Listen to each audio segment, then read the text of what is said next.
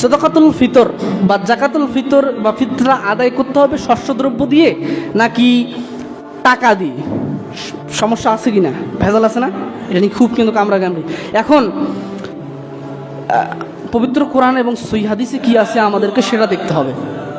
পবিত্র কোরআন এবং সহিহ হাদিসে যেটা বর্ণনা পাওয়া যায় সেটা হচ্ছে, যে দেশে যে রাষ্ট্রের মানুষ তাদের যেটা প্রধান খাদ্য, যেটা তারা সবাই খায়, প্রধান খাদ্যদ্রব্য, সেই খাদ্যদ্রব্য দিয়েই কি করবে? আদায় করবে। অর্থাৎ শস্য দানা দিয়ে আমাদেরকে আদায় করতে হবে। যারা ধান অর্থাৎ চাল খাই, ভাত খাই, তারা চাল দিবে। আর যারা আপনার রুটি খায় তারা ভুট্টা, গম ইত্যাদি রয়েছে, এগুলো দিবে।